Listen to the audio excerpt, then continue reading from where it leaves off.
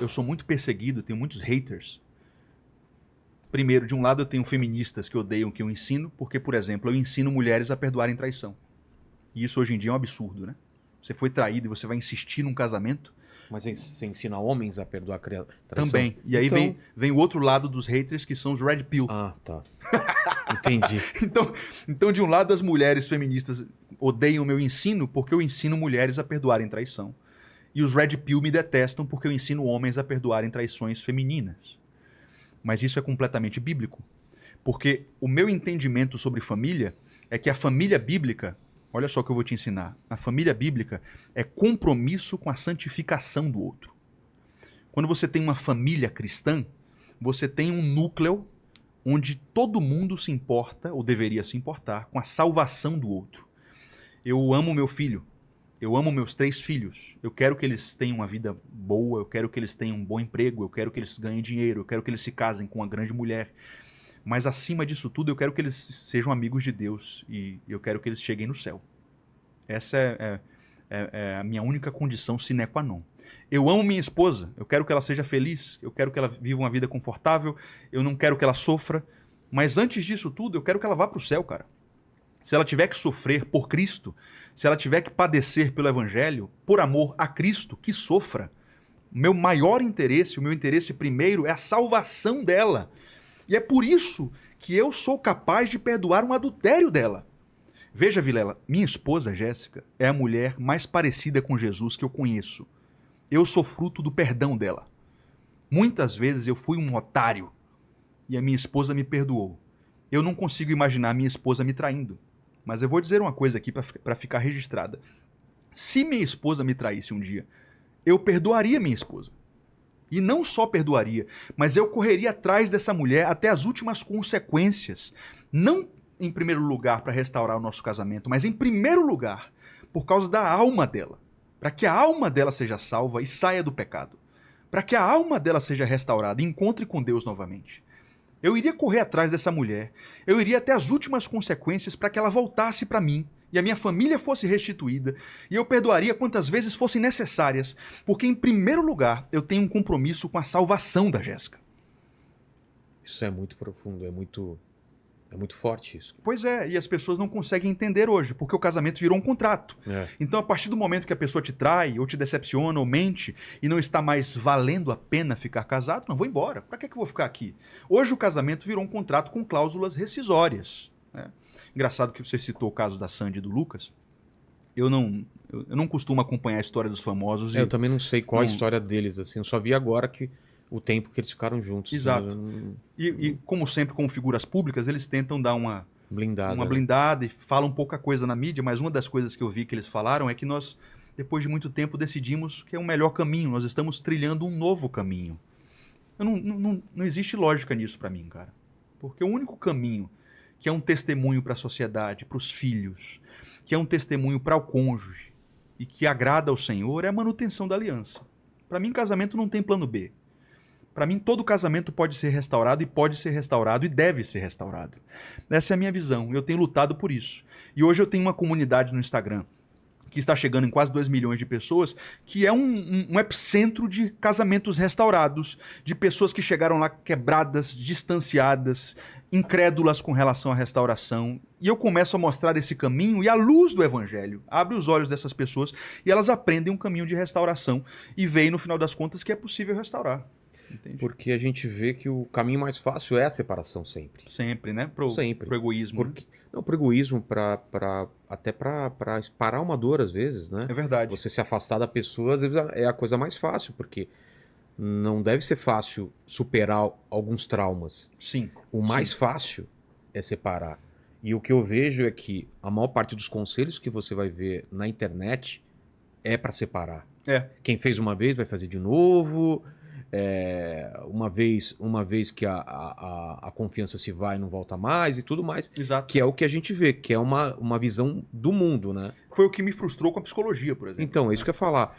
Quando eu vejo algumas pessoas falando assim, putz, meu relacionamento não tá bom, tô pensando em fazer terapia, eu falo, cara, cuidado, porque normalmente quando eu escutei isso, algum tempo depois as pessoas se separaram. Parece que a pessoa vai fazer terapia e ela fala, realmente, eu tenho minha vida, eu tenho que ser feliz e abandona outra pessoa e depois se arrepende, entendeu? Isso, pois então, eu tentei fazer uma carreira acadêmica, Vilela. Mas eu não tô falando que todo mundo é Não, assim. claro. Tô falando das experiências que eu vi. Claro, mas existe hoje uma grande corrente da psicologia moderna que é antropocêntrica e hedonista. Isso é fato.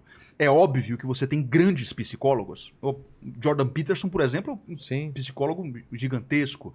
Você tem o Dr. John Gottman, que é um judeu, filho de rabinos, que é um psicólogo da minha maior confiança, um mestre da psicologia voltado para casamentos. Mas, infelizmente, cara, você tem hoje muitos terapeutas que ensinam um caminho de perdição completamente egoísta.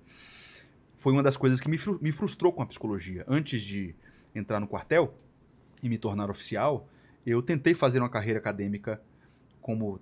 Eu sempre quis ser terapeuta e eu entrei na psicologia e aí eu comecei a me frustrar com certas coisas. Por exemplo, eu comecei a ver que os conselhos na sala de aula dos cursos de psicologia eram todos voltados para o que as pessoas chamam hoje de amor próprio, que na verdade não é amor próprio. É egoísmo gourmet. É uma vida centrada em seu próprio umbigo, em seus próprios interesses, que na verdade acaba sendo o caminho mais distante para a felicidade verdadeira. Exato. Né? Porque muitas vezes o sofrimento e a generosidade e o se gastar é o verdadeiro caminho para a felicidade genuína. Né? Eu me lembro certa vez, Vilela, que maluquice, cara. Eu cheguei na sala de aula, lá na minha cidade, e eu escolhi uma faculdade que não era a federal, mas que era muito voltada para psicanálise. Eu sempre admirei bastante Freud, a psicologia junguiana, psicologia analítica. E eu tinha um professor que ele era um psicanalista, e ele foi ministrar para nós a matéria Processos Psicológicos Básicos. Eu chego na aula um certo dia, o cara começa a ensinar sobre a teoria do impulso em Freud. Freud dizia que o homem é bastante guiado por impulsos, né? Impulso sexual determina muita coisa. Esse professor, numa sala de aula com 70 alunos, cara, ele diz o seguinte: vocês estão vendo o que Freud diz sobre impulso aqui? Pois então, relacionamentos abertos, a banalização do sexo é o futuro da humanidade. Um professor de psicanálise falou isso na sala de aula para 70 alunos, usando a teoria freudiana para dizer que o futuro da humanidade era a banalização do sexo, que esse negócio de monogamia ia por água abaixo, que não tinha futuro, porque no final das contas o homem era guiado por impulsos. Eu comecei a ver certas coisas e disse, caramba, vou sair daqui. Abandonei a psicologia e hoje sou um terapeuta leigo, vamos dizer assim, sem formação acadêmica. Né? É muito triste, e realmente, eu tenho alunos que restauraram casamentos, para você ter uma ideia, alunos que conseguiram restaurar um casamento e hoje são felizes com um casamento restaurado, que me dizem, Rafa, se não fosse você, eu teria seguido o conselho de uma pessoa que disse para mim, se ame mais, priorize você, cuide mais de você. Não que essas coisas tenham alguma lógica, assim, não que elas sejam totalmente erradas em certo sentido, Claro. mas você está apontando para um caminho que é completamente egocêntrico e a pessoa vai divorciar, vai desistir E da é uma família. meia-verdade, né?